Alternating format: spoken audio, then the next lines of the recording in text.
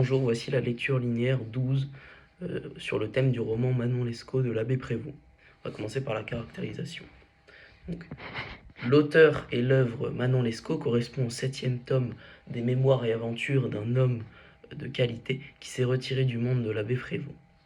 L'ultime tome du roman réserve une surprise de taille au lecteur. Le narrateur, Renoncourt, cède la place à un jeune homme que le hasard a mis sur sa route, le chevalier des Grieux. Ce dernier raconte sa tragique histoire d'amour avec une jeune femme, une libertine nommée Manon Lescaut.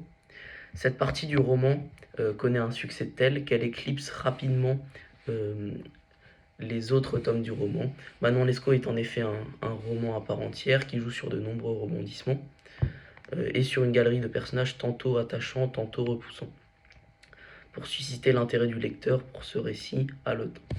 Le caractère licencieux de ce roman, écrit par un abbé, est condamné par de nombreux contemporains de l'auteur.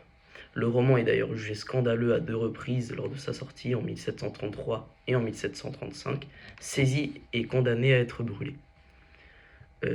Mais cette histoire d'amour, quoique teintée de libertinage, ne manque pas de séduire le public.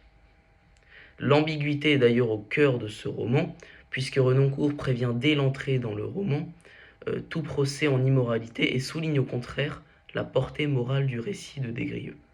C'est ce qui fait tout le sel de ce roman. On va en parler un peu du contexte maintenant, et de la place du passage au sein de l'œuvre. Donc le passage étudié se situe à la fin de la première partie, alors que Des Grieux se trouve à la prison de Saint-Lazare, incarcéré pour s'être joué d'un riche fermier général, Monsieur de GM, que Manon Lescaut, son frère et lui-même avaient voulu voler.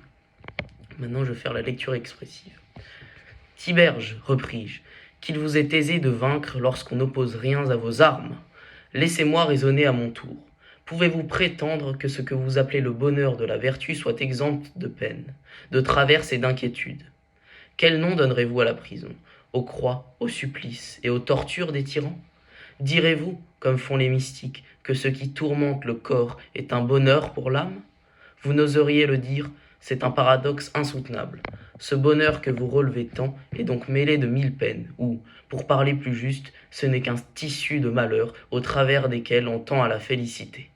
Or, si la force de l'imagination fait trouver du plaisir dans ces mots mêmes, parce qu'ils peuvent conduire à un terme heureux qu'on espère, pourquoi traitez-vous de contradictoire et d'insensé dans ma conduite une disposition toute semblable? J'aime Manon, je tends, au travers de 1000 douleurs, à vivre heureux et tranquille auprès d'elle. La voie par où je marche est malheureuse, mais l'espérance d'arriver à son terme y répand toujours de la douceur. Et je me croirais trop bien payé par un moment passé avec elle de tous les chagrins que j'essuie pour l'obtenir. Toute chose me paraissait donc égale de votre côté et du mien, ou s'il y a quelque différence, elle est encore à mon avantage, car le bonheur que j'espère est proche, et l'autre est éloigné. Le mien est de la nature des peines, c'est-à-dire sensible au corps, et l'autre est d'une nature inconnue, qui n'est certaine que par la foi. Tiberge parut effrayé de ce raisonnement.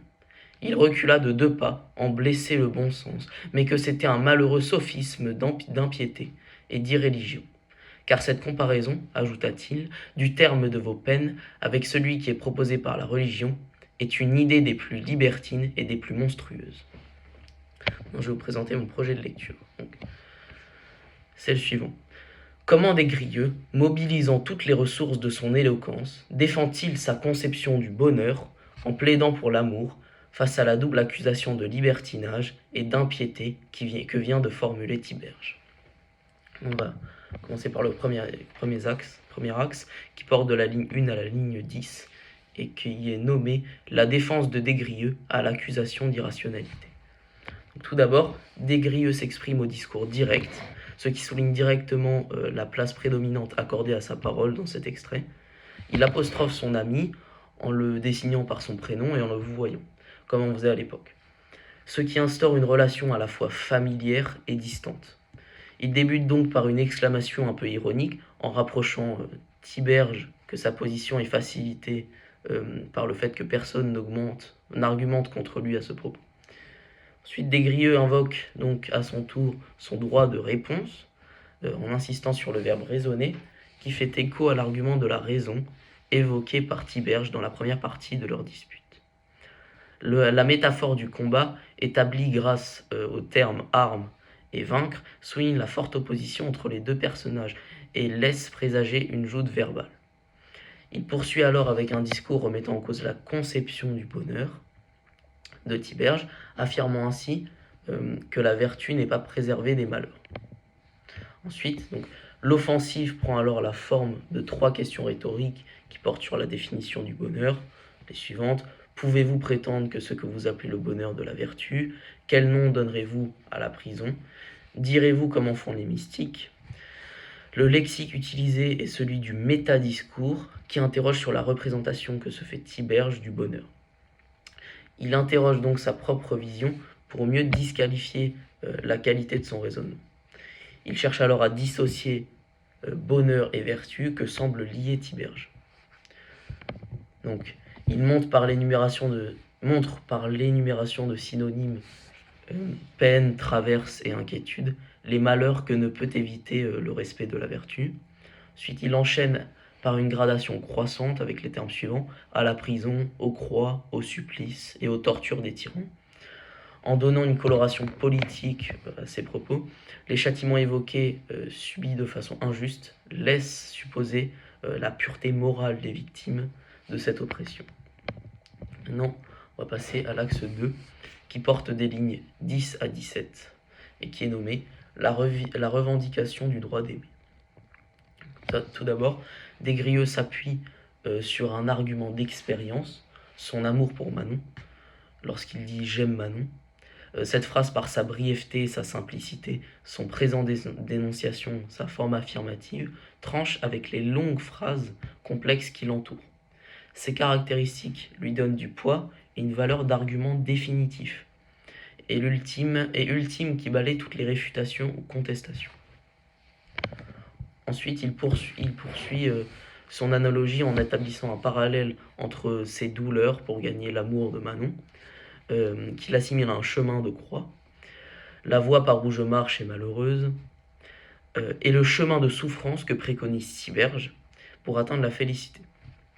Il décrit ensuite sa vie avec elle, en brodant l'existence, arrivé à son terme, et le plaisir, vivre heureux et tranquille auprès d'elle, la douceur, ici assurée avec l'adverbe toujours. Il n'hésite pas à amplifier ces mêmes souffrances renforcées par un caractère pathétique et hyperbolique visant à apitoyer son ami, au travers de 1000 douleurs, de tous les chagrins que j'essuie, et à le convaincre que son chemin de croix en vaut la peine, en s'estimant trop bien payé par un moment passé avec elle. Sa certitude est renforcée par le futur du verbe croirait. Des-Grieux reste cependant lucide sur sa souffrance et sur la disproportion entre l'amour qu'il ressent et ce qu'il reçoit en échange. Un maigre moment passé avec elle. Tout chez lui prend des proportions démesurées. Ici, le mot passion prend le sens d'une émotion intense et inégalable, pas seulement de quelque chose subi. Ainsi, gagner l'amour de Manon Lescaut suffit à le combler de bonheur et équivaut à gagner son paradis sur terre. C'est pourquoi il mobilise toutes ses ressources pour y parvenir, tel un chevalier médiéval, se mettant au service de sa dame dans la conception de l'amour courtois. Maintenant, on va enchaîner sur la troisième partie, qui porte des lignes 18 à 22, et qui est nommée « Les sévères accusations de libertinage et d'impiété de Tiberge à l'égard de Des-Grieux ».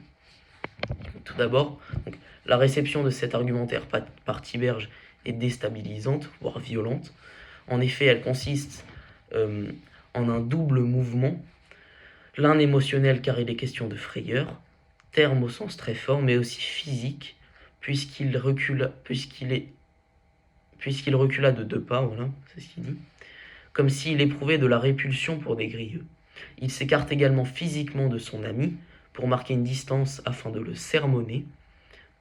Cependant, il ne se départit pas de son analyse logique, puisque Des-Grieux mentionne son extrême concentration, comme le prouve le superlatif relatif, renforçant l'adjectif sérieux, et le balancement, non seulement, mais qui annonce une réponse logique en 2 temps. Il y répond donc par une double accusation. Ensuite, Des Grieux va à l'encontre du bon sens.